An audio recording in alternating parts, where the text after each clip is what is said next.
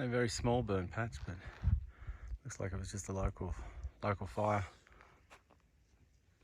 Not a lot of burnt, but it was pretty recent too, so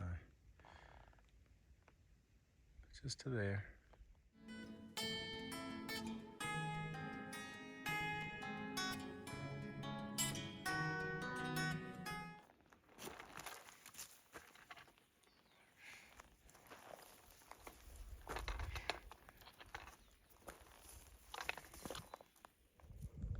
Hi everybody, it's day 55 I think. I'm on the trail. This is Arastra Trail Camp. I stayed in Big Bear for a day. I did about a 10 mile to get into Big Bear. Stayed one extra day, so had a zero with Steph. We went out and did a few things. Saw a few people, which was nice. And anyway, I got back on the trail this morning. I've done 8 miles so far. This is a really nice little spot, campground. There's a fire pit and a shovel, so you can actually have a fire there. There is a water tap, but it's not on, but there's a creek right there. So there's a creek running through there.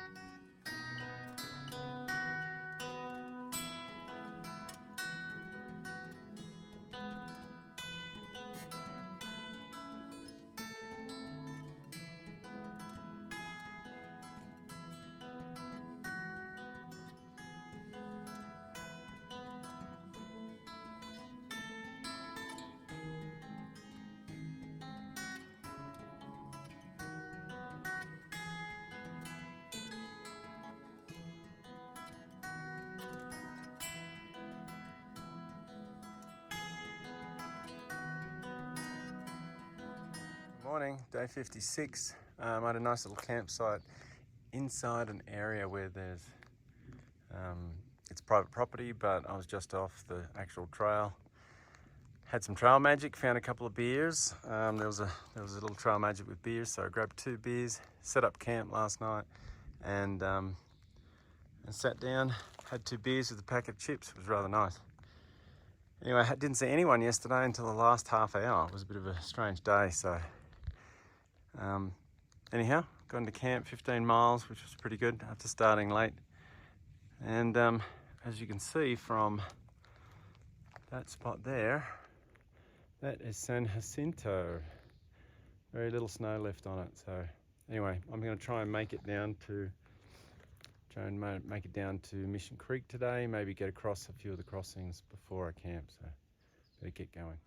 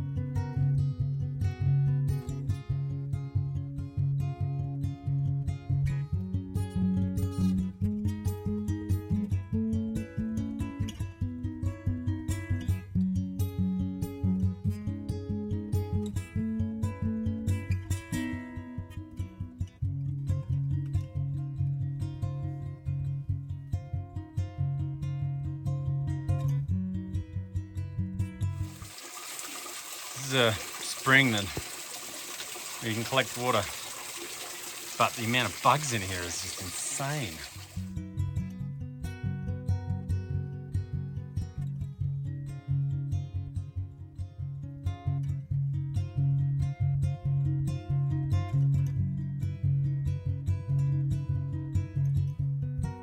Just stopped for lunch at a small camp, and wow, this is devastation. Fire went through here. I mean, that tree was enormous, and there it is. God, it's huge, but then there's no new trees growing. It just seems odd. Can't see a sprout of any type of tree through here, just undergrowth. But the flowers and grasses are just amazing. So at least there's some colour. Sorry about the noise, the wind, not too much. This is the canyon I'm coming down, and it's all down until I hit the I-10, but in the next 8 miles I start hitting Mission Creek, which I have to cross about 30 times. So.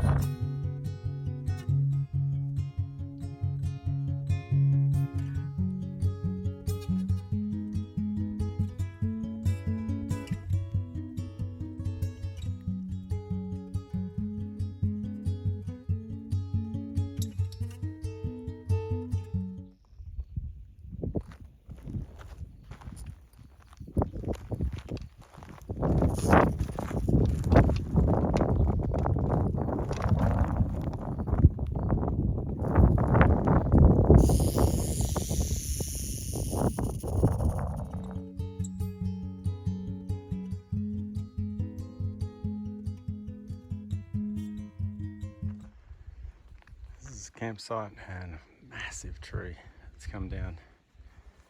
I'm finally right at Mission Creek, and I'm gonna walk along it for quite a while before I have to start crossing it.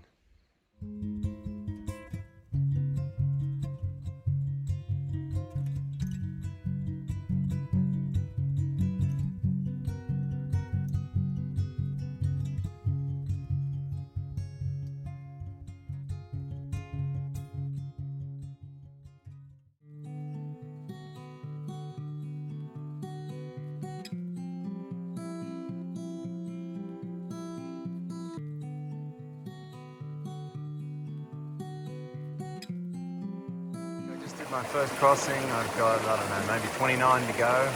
Anyway, I managed to get across just by rock hopping, and hopefully I can do a few more tonight so I don't have to get wet feet, and I'll do all the wet stuff tomorrow.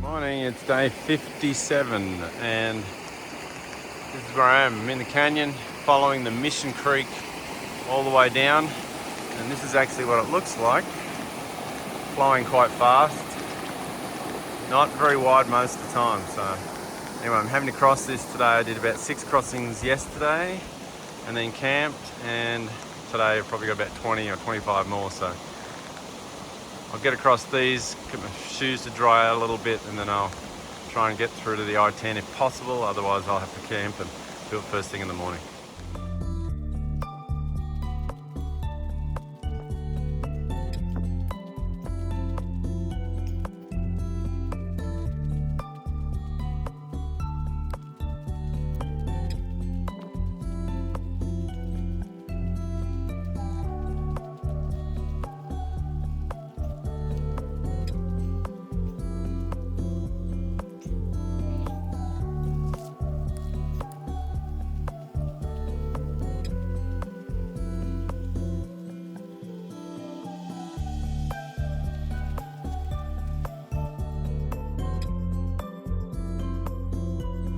So this is my 20th crossing,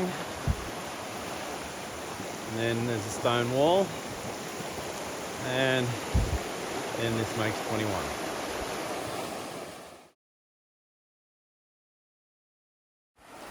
Okay, this was my last crossing. I've lost count, 28 I think it was. Anyway, sat here, soaked the knees. This is pretty cold still. Basically dried out the shoes as best as possible. Been sitting here for about the last half hour, had something to eat. Used a trick that a friend of ours on trail who's military, he puts tea candles in the shoes to let the heat sort of dry the air out. And anyway, had about a half-hour break. Shoes seem pretty dry, clean, dry socks, double socks, and dry insoles, so feet feel pretty good. Anyway, I'll go 6 miles to the next river, do that crossing, and have another break for lunch, man.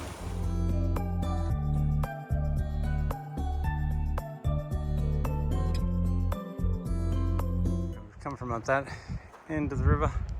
You can see the trail moving away from the river. Comes around this corner. Instead of continuing down there, it actually starts climbing directly away from it and up here.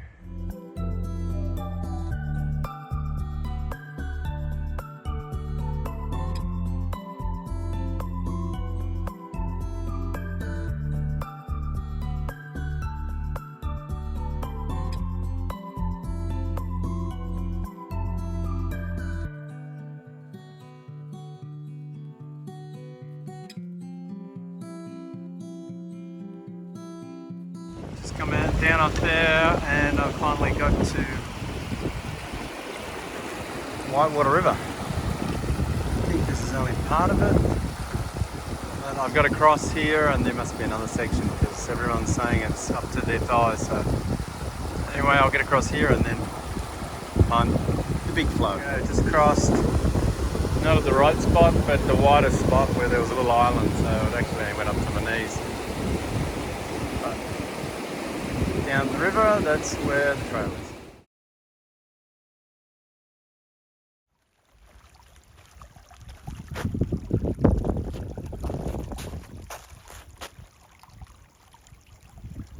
Just running up the creek, lots of tadpoles.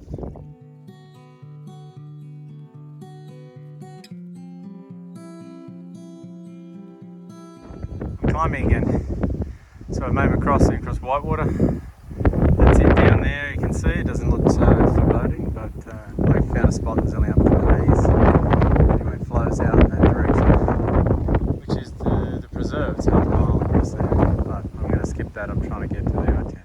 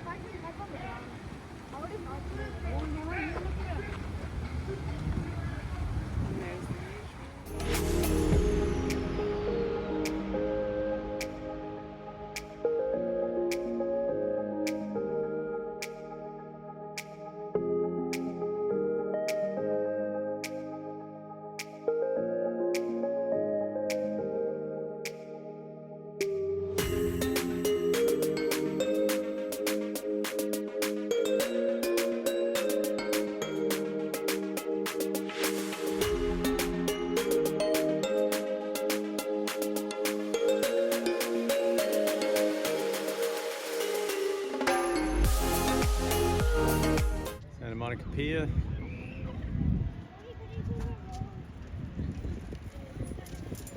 It's very typical for Santa Monica and Venice. There's rings, there's rope climbing, there's other rings that you're supposed to swing from one to the other, plus areas you can do slack line and bike path, or walking path all the way through to Venice. I also I realised there was a story that I'd forgotten to get back to. It was about the Deep Creek hot springs. While I was there, there was a little bit of an incident. I was in one of the hot springs with, there was one other man there. He got out to cool off, sat on the wall of it, and then fainted. I was the only other person there. I sort of rushed over, woke him up, and basically tried to get him some water because I asked him and he said he hadn't been drinking anything. He fainted again, and as I was getting him some water, he fainted for the third time and basically nosedived into the middle of the pool, and so I had to basically try and drag him out of the pool, get his head up above the water. I started yelling out for help. No one was coming because there wasn't anyone nearby. Finally yelled really loudly. Someone came over, and then this fella Don, who had a wonderful dog Ziggy, helped me get him out of the water, and we were asking him questions, found out that he hadn't eaten, hadn't been drinking anything, and had hiked into the hot springs, been in the hot springs for a while, and then basically we figured he had low blood sugar level. Also blood pressure probably dropped because he'd been in and out of that hot pool, and then yeah, so anyway, the whole thing ended up, we finally got him out of the pool. Took some time after he fainted another couple of times, got some electrolytes in him, and he basically got a few more people, got him up out of the pool, sitting in the shade, slowly got him rehydrated. Eventually he told us the whole story. He'd actually taken 4 edibles, 2 at 7 a.m. and then 2 more at 10 a.m. just before he started hiking, and hadn't eaten anything, hadn't been drinking, and so he was totally out of it. Don ended up staying with him for a couple more hours until he sort of came back to life, and he looked in good condition, drank plenty of water and hydrated, and ate a bunch of food. Don hiked out with him back to the trail head, which was only a couple of miles, but still he had to hike out with him to get him out to safety. And yeah, anyway, it was a little bit of a crazy situation. Oh, and on all that, it was the guy that had hiked into the hot springs naked, so he was naked the entire time we were having to deal with this guy. So anyway, that was one thing I'd forgotten to get back to and tell the whole story. I'd been interrupted, so that was from the video before.